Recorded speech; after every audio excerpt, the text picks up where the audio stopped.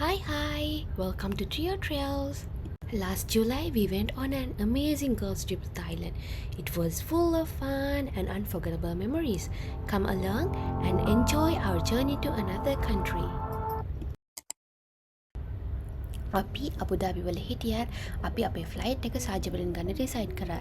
ඒ මොකද කිව්වත් අපිට බජට් ෆ්‍රෙන්ඩ්ලි විදිහට ඩිරෙක්ට් ෆ්ලයිට් එකක් ගන්න සාජවලින් එයා ඇරබියා හරහා අපිට පුළුවන් වුණා. අපි අපේ තායිලන්ඩ් ටුවර් එක ස්ටාර්ට් කරේ පුකෙට් වලින්. ඒක හරිම ලස්සන අයිලන්ඩ් එකක්.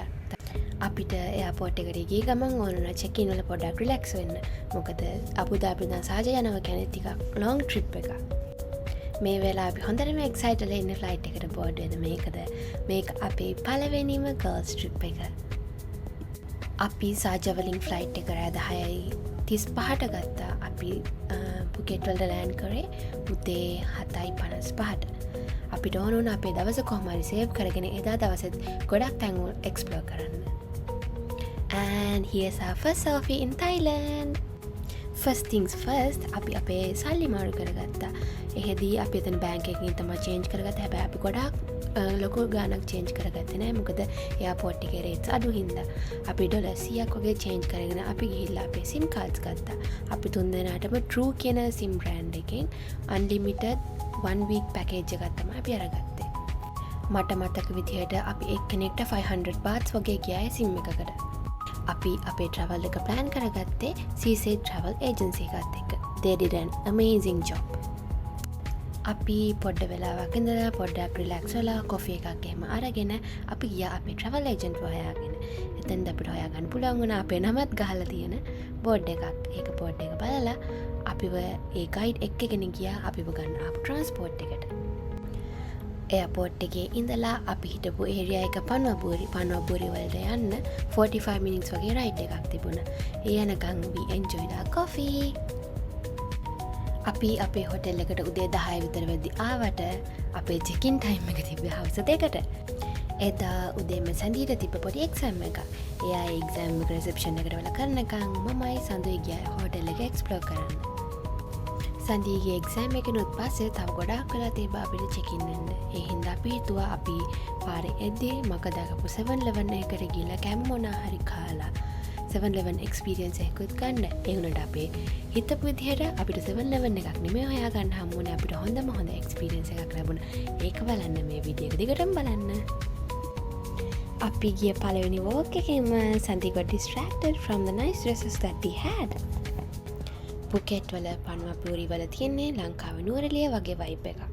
නුවරඑළිය දැනෙන සීතල හුලං ෆීලිං එක අපිට ඒ විදිහටම දැනන.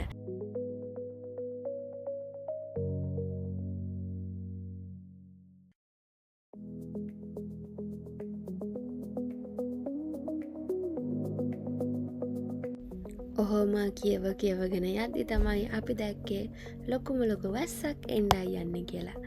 අපි පොඩ්ඩක් බය වුණා මොකද අපි ගාව රේන් කෝට් එකක් කොඩයක් වැස්සට කිසිම දෙයක් තිබ්බේ නැහැ.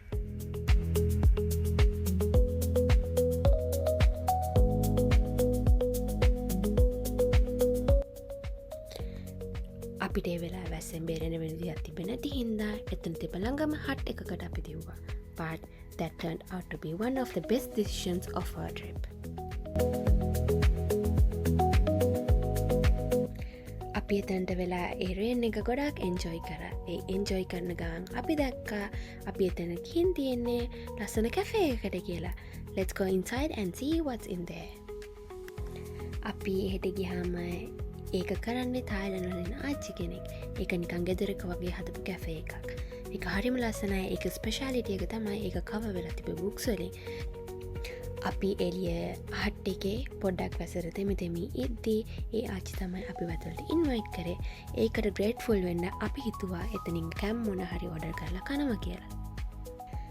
අපි ෆිංගර් ෆුඩ් වගේක් ඕඩර් කරලා කැම ටික එනකන් අපි කට්ටියට ටර්න්ස් අරගෙන ලස්සන පික්චර්ස් ටිකක් ගත්තා.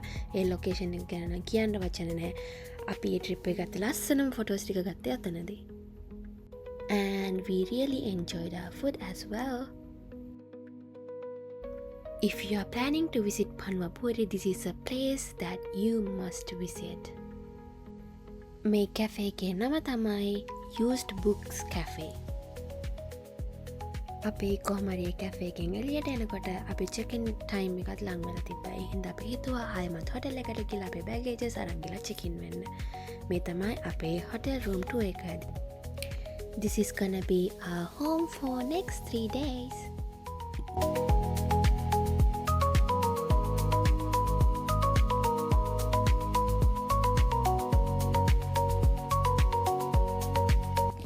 අපි 3 දෙනෙක් හිටපු නිසා අපි ගත්තේ ඩිලක්ස් pool view room with breakfast.